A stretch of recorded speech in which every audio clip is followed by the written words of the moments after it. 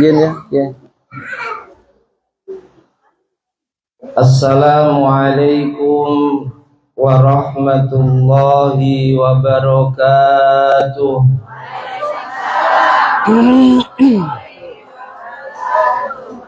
Bismillah, alhamdulillah, wassalatu wassalamu ala rasulillah Sayyidina wa maulana Muhammad ibn Abdillah wa ala alihi wa ashabihi wa man nasarahu wa walah.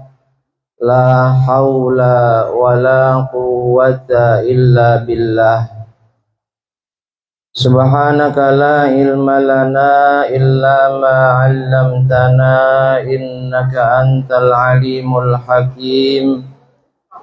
Rabbi shrah li sadri wa yassir li amri wahlul 'uqdatam min lisani yafqahu qawli, amin. Amma ba'd. Yang sama-sama kita hormati, kita muliakan beliau wa RW 5 RT-nya 6 ya, Bapak Jasman, dan juga hadir di tengah-tengah kita beliau tokoh masyarakat Perumahan Sarmin Raya, Ustadz Rusin Nurdin, yang kami hormati, kami muliakan segenap jajaran pengurus Majelis Taklim Muslimah Masjid Al-Amin Perumahan Sarmin Raya, dan juga bunda-bunda semuanya, warga muslimah dan juga warga muslim Perumahan Sarmin Raya Bengkong, semuanya yang sangat kami hormati, kami muliakan. Alhamdulillahi Rabbil Alamin. Mari tiada penabusan senantiasa kita panjatkan kehadirat Allah Subhanahu wa ta'ala, yang sungguh hanya karena limpahan karunia-Nya lah di siang hari ini kita bisa melangkahkan kaki kita, mengayunkan kedua tangan kita guna hadir dan duduk di majlis mulia, majlis zikir, majlis ilmu, majlis doa.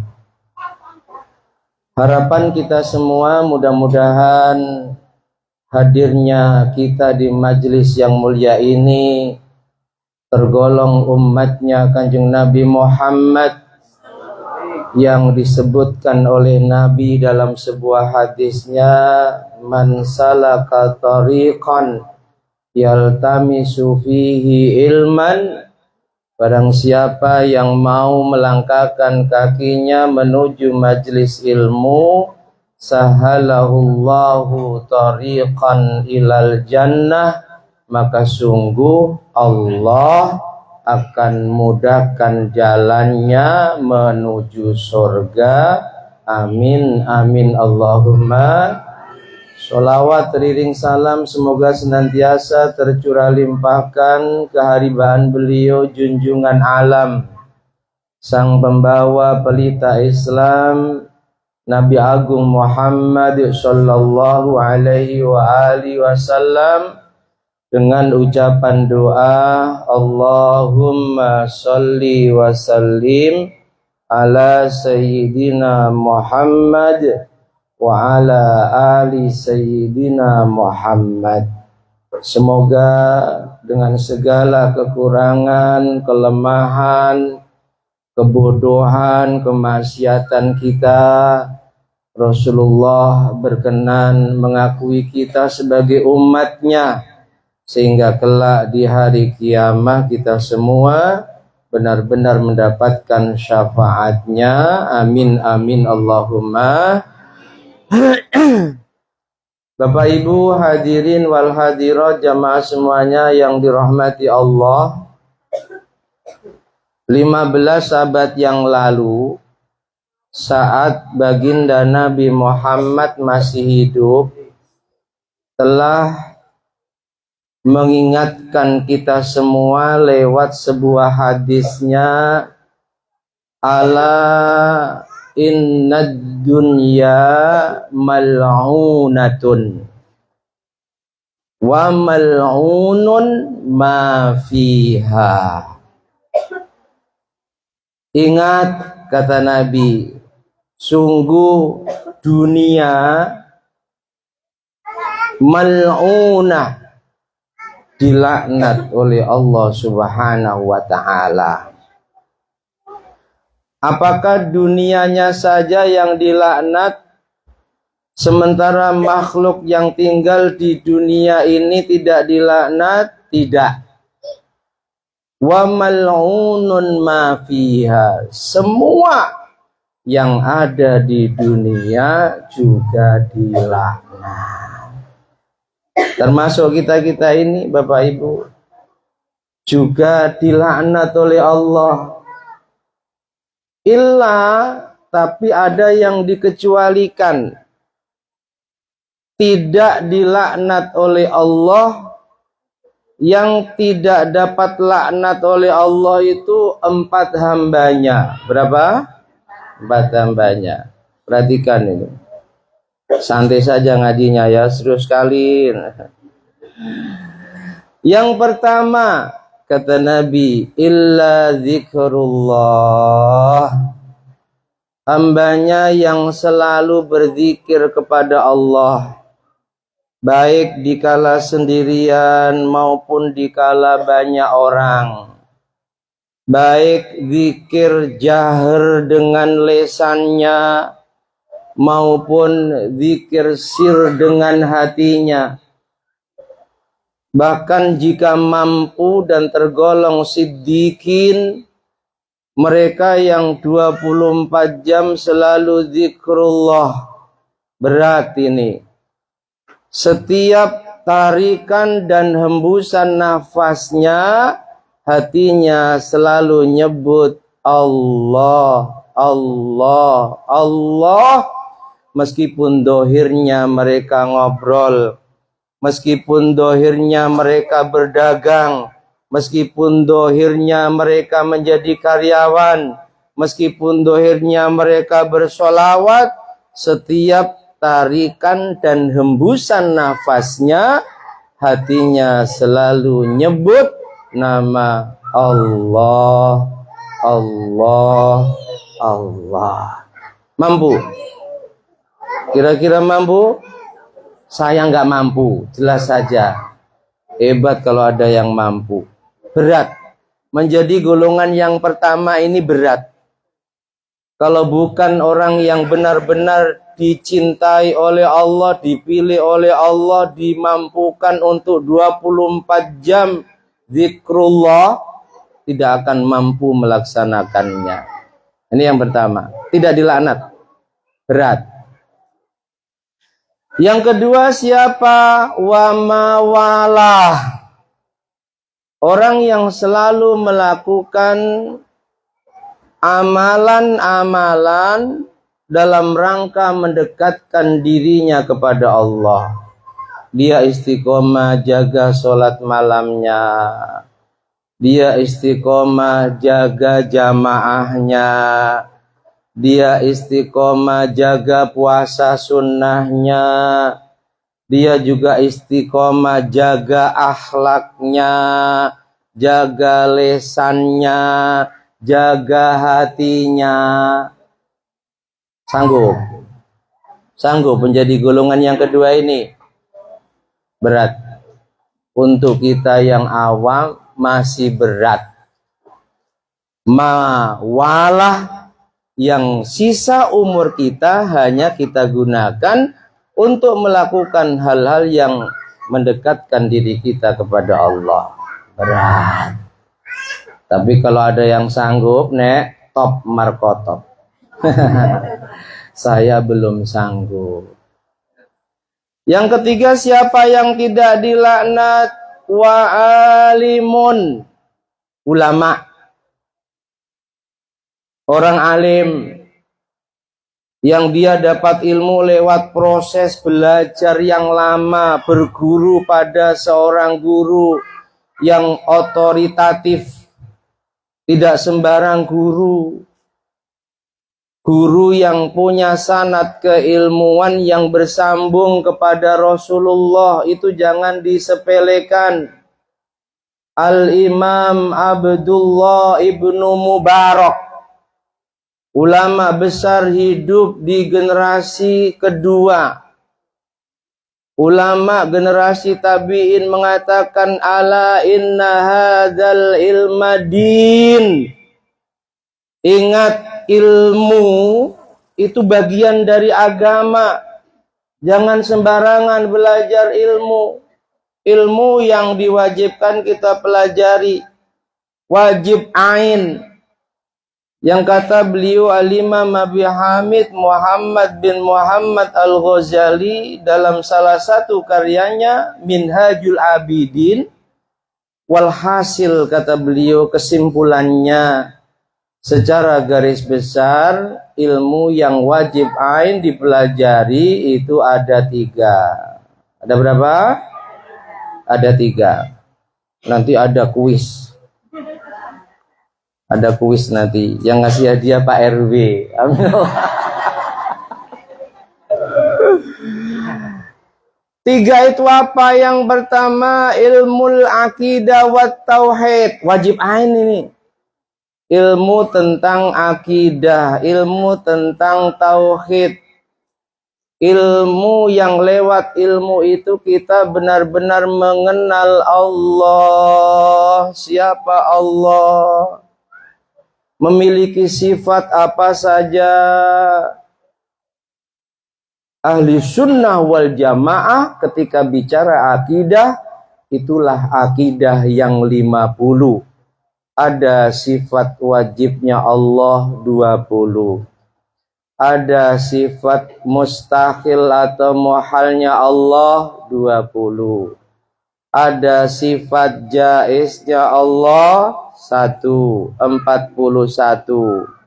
Ada sifat wajib Rasul 4. Ada sifat jaiznya Rasul. Loh, berarti belum belajar kalau begitu. Padahal itu wajib ain sebagaimana kewajiban sholat fardu yang 5 loh. Dosa ini. Ayo belajar. Semangat lagi belajarnya. Ada sifat jaiznya Rasul 4. Siapa yang jawab 4? Siapa yang jawab 4? Berapa Ustaz? Sifat jaiznya Rasul. La ilaha illallah. Berapa? Mau jawab 1 takut salah. Mau jawab 4 juga takut salah. Berapa, Nek? 4. Coba sebutkan, Nek. Sidik, amanah, tablek. Enggak jadi cair untuk nenek ini. Sidik, amanah, tablek, fatona itu sifat wajib. Sifat jaiz berapa? 1. Apa, Nek?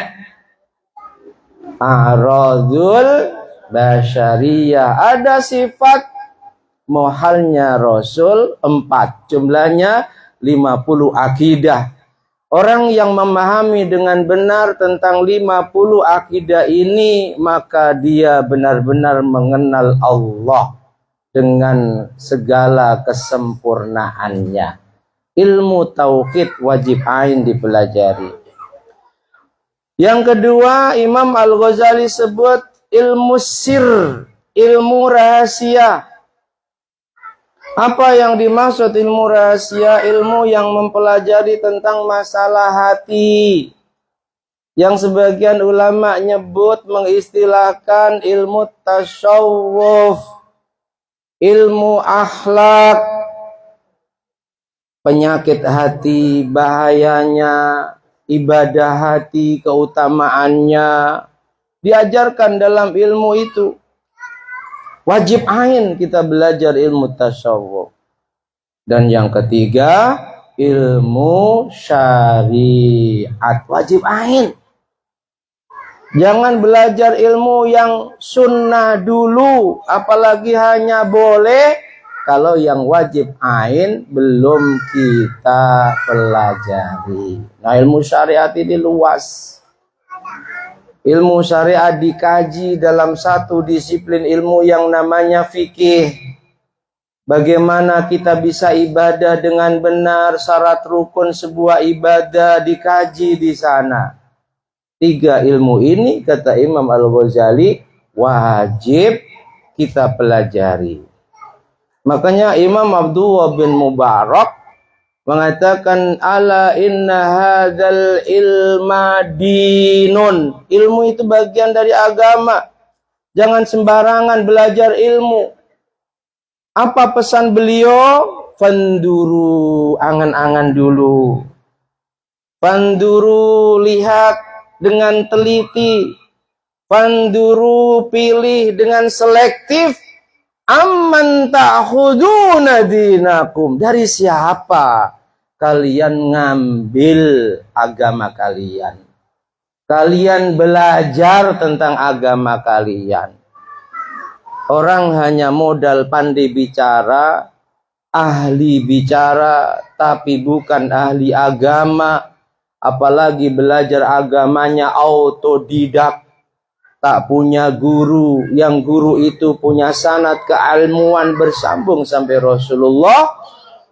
Dalam keyakinan dan paham ahlus sunnah wal jamaah, kita tidak boleh menjadikan orang yang seperti itu jadi guru agama kita.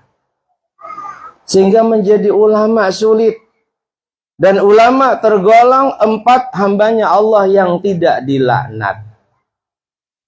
Yang keempat, ini mungkin kita mampu. Mungkin kita mampu.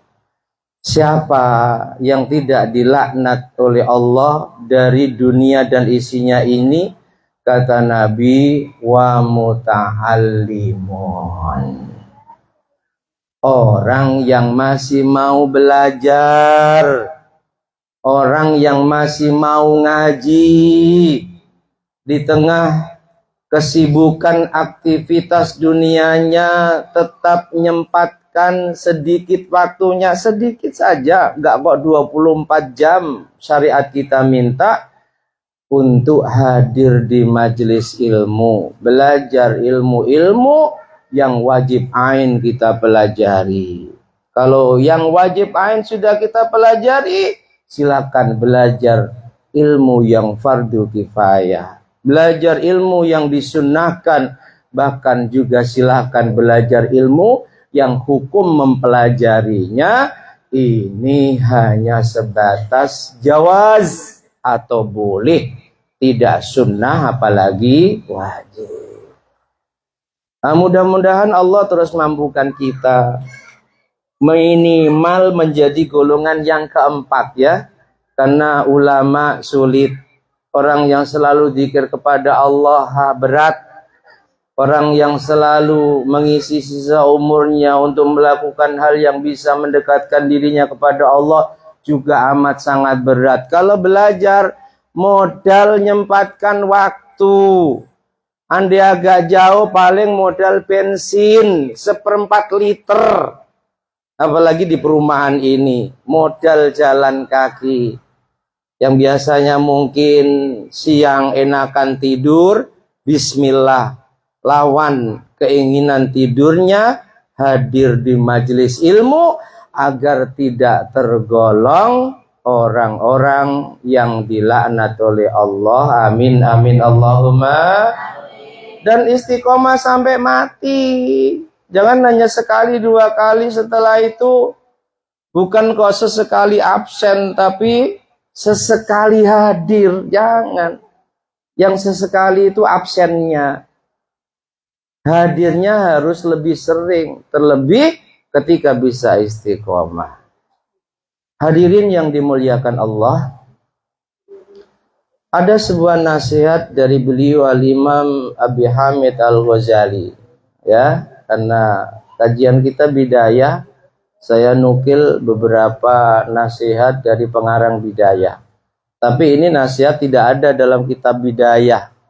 adanya dalam kitab Ihya Ulumiddin, karya monumentalnya Imam Al-Ghazali, yang sebab karyanya itu ulama menyematkan gelar mujaddid di zaman itu ya Imam Al-Ghazali. Mujaddid itu apa? Innallaha, sungguh Allah, yab'atsu man yujaddidu dinahu fi kulli mi'ati am, 100 tahun sekali, 1 abad sekali, Allah akan mengutus hambanya yang bisa memperbaharui agamanya. Bukan kok Islam dirubah jadi agama lain, tapi punya konsep yang sangat relevan. Punya konsep ajaran Islam yang sangat relevan dipraktekkan oleh orang-orang di zamannya selama kurun waktu 1 abad. Dan Imam Al-Ghazali lewat karya monumentalnya Ihya Ulumiddin, itu ulama nyimpulkan ajaran kitab Ihya Ulumiddin ini sungguh sangat relevan untuk umat Islam di zaman itu, sehingga mujaddid di zamannya Imam Al-Ghazali ya Imam Al-Ghazali. Nah, mujaddid ini meskipun sudah meninggal tetap masanya 100 tahun, baru ketika sudah 100 tahun diganti mujaddid yang lain. Al-Imam Al-Ghazali mengatakan annasu kulluhum halka illal alimun. Manusia, kita semua ini, Bu, dengarkan ya.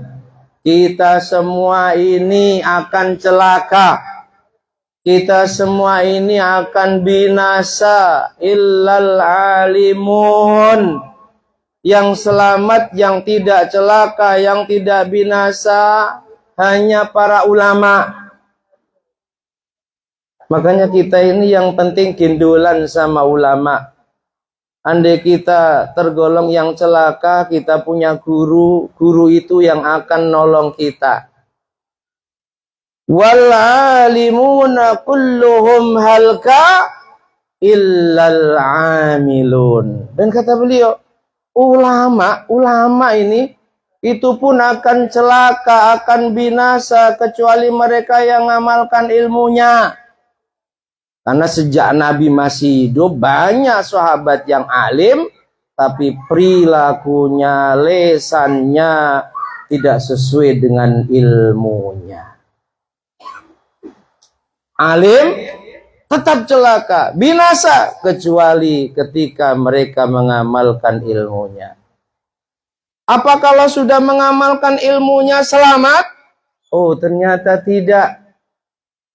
Wal amiluna kulluhum halka illal mukhlisun. Sudah alim mengamalkan ilmunya, kata beliau Imam Al-Ghazali, juga akan binasa dan celaka kecuali mereka yang selalu ikhlas karena Allah. Lah kita ini ulama tidak dapat ilmu sedikit saja, kadang malas ngamalkan. Ikhlas, jauh dari ikhlas, masih sering saat kita melakukan ketaatan, terlebih ketaatan yang sifatnya membelanjakan sebagian harta kita di jalan Allah, itu maunya pokoknya semua orang tahu kalau saya ini dermawan. Semua orang tahu kalau saya ini berjiwa sosial. Bukan sosial ya, sosial.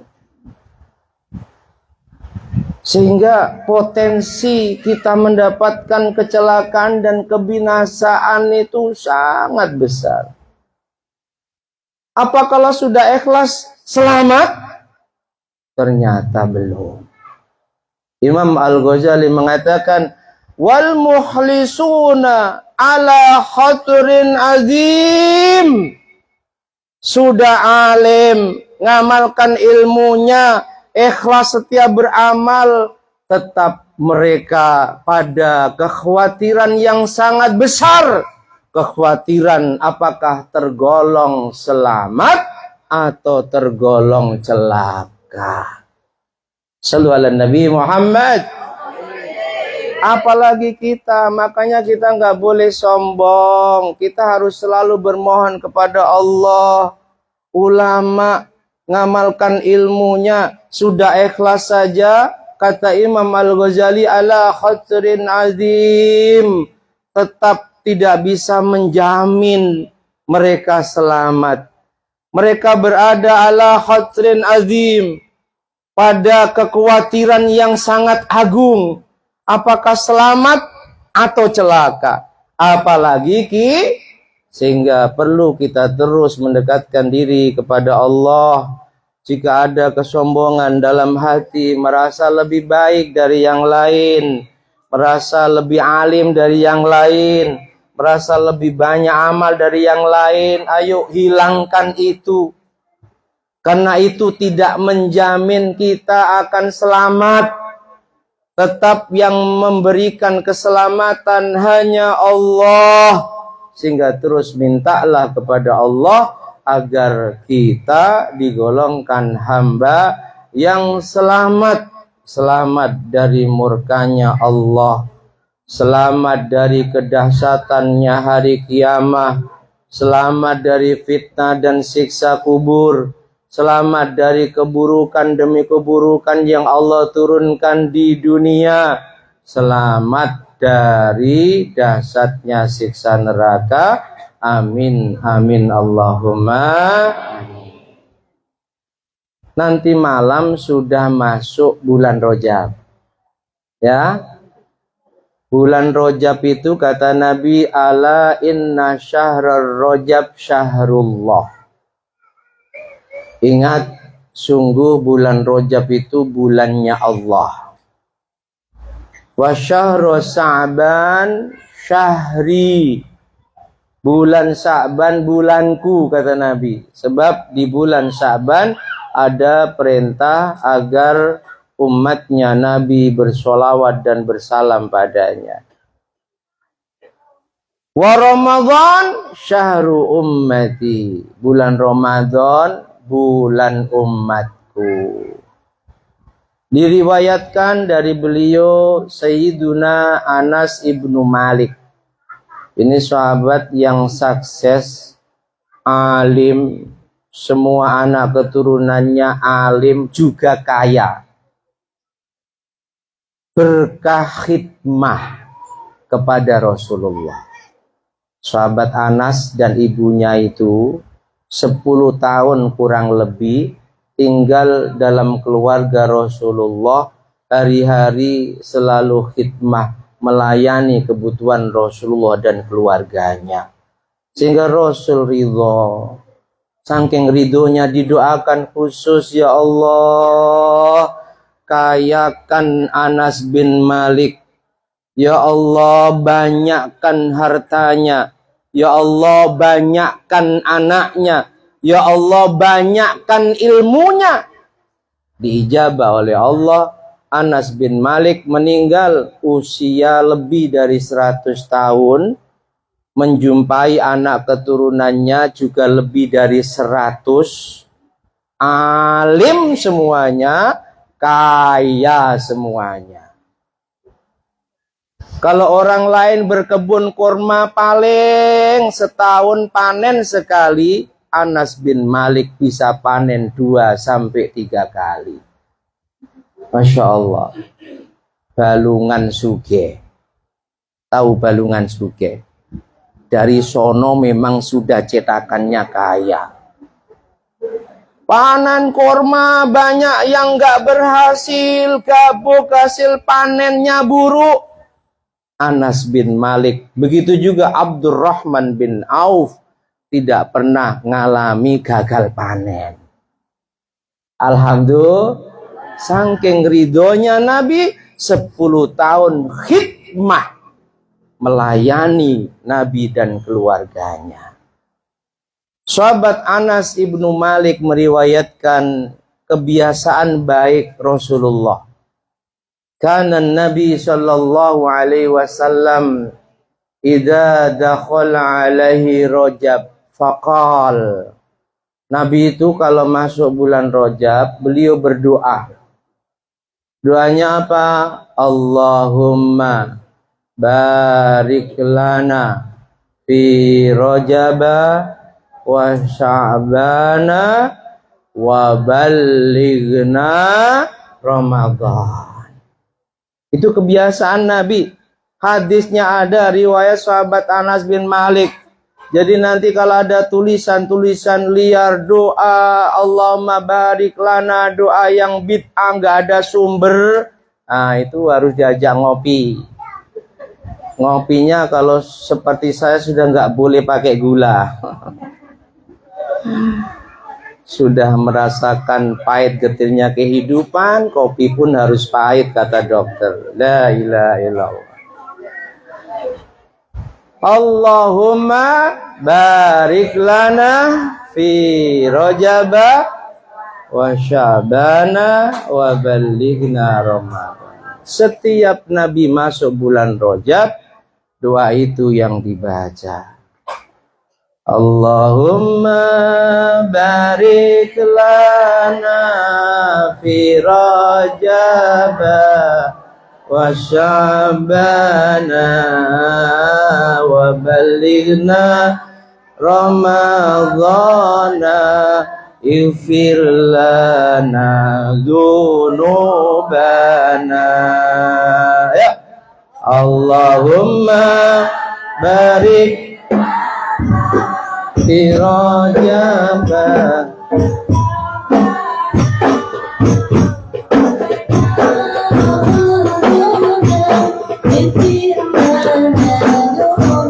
lagi Allahumma barik lana fi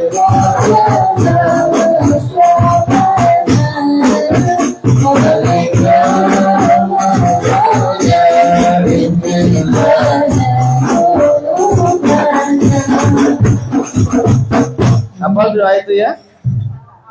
Hafal ya? Usahakan, niatkan dari sekarang minimal sehabis sholat baca doa itu. Yang artinya Nabi mohon pada Allah agar saat di bulan Rajab Allah berkenan memberkahi beliau. Agar saat di bulan Syaban Allah juga berkenan memberkahi beliau. Nabi mohon agar disampaikan dengan bulan Ramadan, dipanjangkan umurnya, jumpa kembali dengan bulan Ramadan. Apa arti berkah? Berkah para ulama memberikan definisi al-barakatu hiya ziyadatul khair ilal khair. Berkah itu semakin tambah kebaikannya. Kalau Nabi minta, ya Allah berkahi kami di bulan Rajab, berkahi kami di bulan Sya'ban, artinya beliau minta agar saat berada di bulan Rajab juga di bulan Sya'ban, Allah kasih kekuatan, Allah kasih kemampuan, Allah kasih kesehatan, yang lewat kekuatan, kemampuan, dan kesehatan itu banyak kebaikan yang dilakukannya. Mengapa kok beliau minta hanya di bulan Rajab, Sya'ban, dan minta juga disampaikan dengan bulan Ramadan?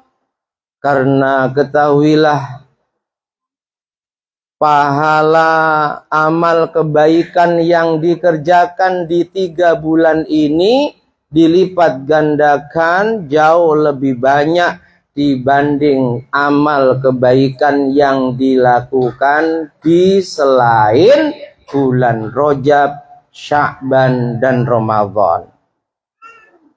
Paham? Dalam Al-Quran, bunda-bunda semuanya ada ayat. Man jaa'a bil hasanati falahu asyru amsalihha. Barang siapa melakukan satu kebaikan, maka baginya 10 kebaikan yang sama.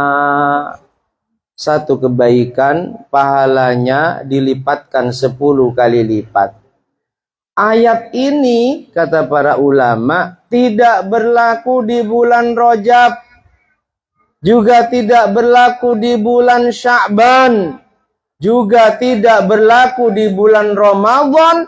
Berdasarkan banyak riwayat, Nabi katakan kebaikan yang dilakukan di bulan Rajab bukan hanya dilipat gandakan pahalanya sampai 10 kali lipat, tapi sampai 70 kali lipat. Kebaikan yang dilakukan oleh hamba Allah di bulan Sya'ban juga dilipat gandakan, bukan hanya sampai 10 kali lipat sebagaimana ayat tersebut, tapi dilipatkan sampai 700 kali lipat. Dan kebaikan yang dilakukan hamba di bulan Ramadan dilipat gandakan sampai 1000 kali lipat. Untuk itulah Nabi kita Muhammad sallallahu alaihi wasallam setiap memasuki bulan Rajab, beliau mohon kepada Allah agar di bulan Rajab, agar di bulan Sya'ban, agar di bulan Ramadan Allah berkenan memberkainya dalam pengertian diberi kemampuan, diberi kesehatan, diberi pertolongan, dibimbing Allah mampu melakukan dan terus menambah kebaikan demi kebaikan. Shallu ala Nabi Muhammad. Mudah-mudahan kita juga dimampukan, ya. Makanya doanya yang serius. Habis sholat minimal sekali, Allahumma barik lana fi Rajab wa Sya'ban wa balighna Ramadan. Mudah-mudahan amin Allahumma. Terakhir, karena sudah jam 3, kita pun nggak boleh duduk lama-lama karena nggak ada kopinya masalahnya. Terakhir, saat kita di bulan Rajab, kita disunnahkan melakukan beberapa amaliyah. Di antaranya yang disunnahkan, yang pertama, memperbanyak puasa sunnah. Terlebih yang masih punya hutang puasa Ramadan, ayo mumpung di bulan Rajab qadha. Niatkan 2. Niat qadha puasa Ramadan sekaligus puasa Rajab.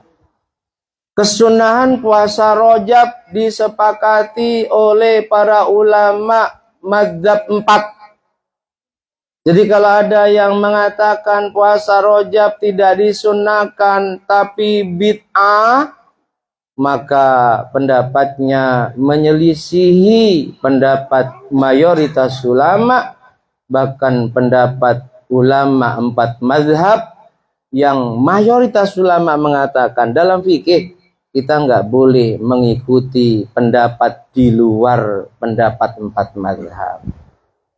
Sunnah. Mana dalil mensunahkannya? Nabi saat Isra dan Mi'raj diberi kesempatan oleh Allah melihat dan bahkan masuk di dalam surga. Dalam surga Nabi melihat ada bengawan, tapi bukan Bengawan Solo, bukan. Sungai. Sungainya itu kata Nabi, ma'uhu abyadhu minal laban wa ahla minal asal wa abradu minas salaj. Ya Allah, sungainya itu airnya jernih, putih, lebih putih dibanding susu. Tapi jangan lalu, kalau begitu berarti kental ya airnya. Enggak. Saking jernihnya. Orang Arab itu kalau mensifati air yang sangat jernih, lebih putih daripada susu. Jangan lalu gambarannya, berarti airnya kental. Seperti susu bendera. Enggak, jernih. Rasanya lebih manis daripada madu. Dan sejuk serta dinginnya lebih sejuk daripada salju. Beliau katakan, inna fil jannati nahron yuqalu lahu rajab.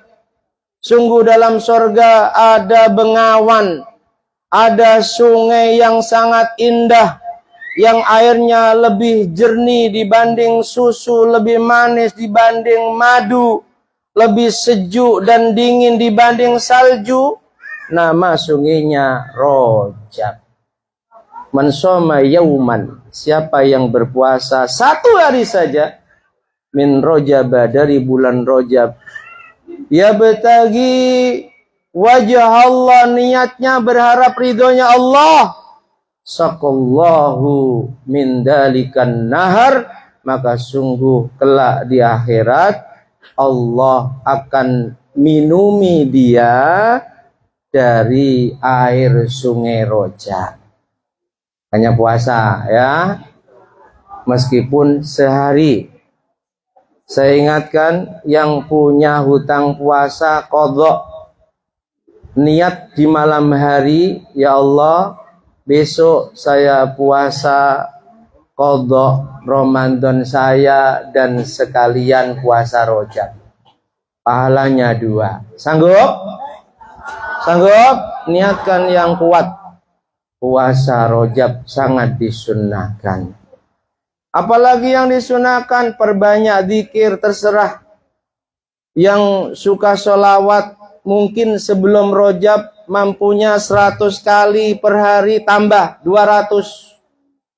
Mungkin sebelum Rajab 300 kali, genapkan 1000. 1000 sholawat istiqomah dibaca tiap hari, pengkabul hajat, penolak bala, pengangkat derajat, dan pelebur dosa.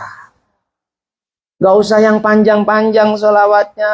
Sallallahu alaihi Muhammad, sallallahu alaihi Muhammad. Yang penting sehari semalam 1000 kali, nah. Siang malam. Kita nggak tahu seumur beliau nanti masih ngaji nggak kita. Umur belum 50 kadang banyak ta'adzur kita, Masya Allah. Ini harus menjadi inspirator ya. Sudah sangat sepuh tapi luar biasa, masih terus hadir di majelis ini. Zikir. Yang suka zikir Quran, ayo perbanyak baca Quran. Sampai ada perempuan sholihah yang ketika masuk Rajab itu zikirnya hanya surah Ikhlas. Surah, kalau dari kitab Durratun Nasikin gak banyak yang dibaca. Tiap hari surah Ikhlas 12 kali. Tapi kalau dalam Mukasyafatul Qulub karya Syekh Abdul Qadir, juga kitab-kitab Imam Ghazali, bukan 12 kali, 12.000 kali. Wallahu a'lam. Yang jelas ada 2 riwayat. Yang suka la ilaha illallah silakan. Dan yang ketiga, bulan Rajab, bulan diterimanya taubat para pendosa.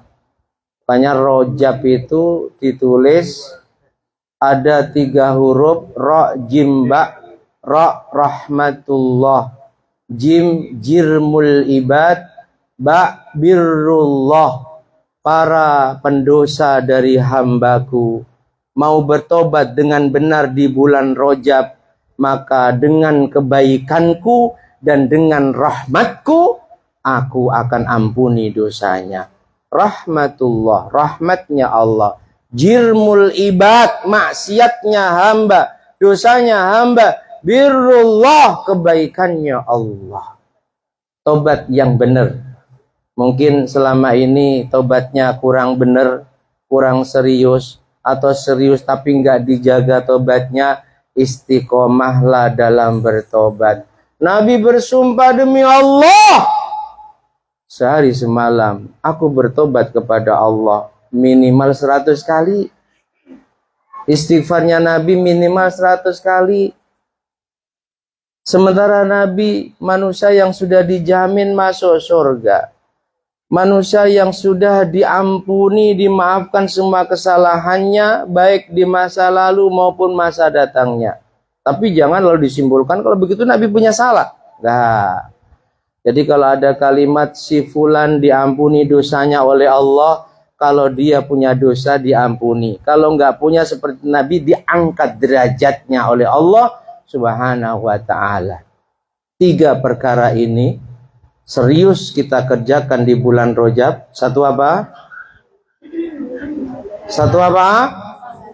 Puasa sunnah. 2 zikir. 3 taubat. Jaga taubat, istiqomah taubat. Garansi dari Rasulullah, orang yang di bulan Rajab melakukan 3 perkara ini. Yang pertama, in aradtumur rahata waqtal maut minal atus. Menjelang kematiannya Allah selamatkan dari ujian terbesar. Ujian terbesar bagi orang yang mau mati apa? Rasa haus, rasa dahaga, panas seperti terbakar tenggorokannya. Sampai Nabi katakan, andai semua air yang ada di muka bumi ini, air laut, air sungai, air sumber mata air, dikumpulkan jadi satu, diminumkan kepada mereka yang menjelang kematiannya Allah berikan ujian merasa haus dan dahaga, mereka tetap merasa haus dan dahaga. Dan itu momen-momen gawat, karena setan akan menyamar menjadi orang tua yang sangat bijak, lalu membawa minuman yang diinginkannya. Yang suka es buah, fulan es buah mau?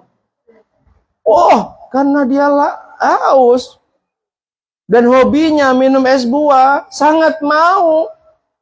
Tapi tunggu dulu, ucapkan Isa anaknya Allah. Saya kasih nih Sprite, es apa lagi, es teler, dan es-es yang menyegarkan, di bawah itu diiming-imingkan pada kita di saat kita merasakan haus dahaga luar biasa, dan banyak yang tidak kuat menjaga imannya.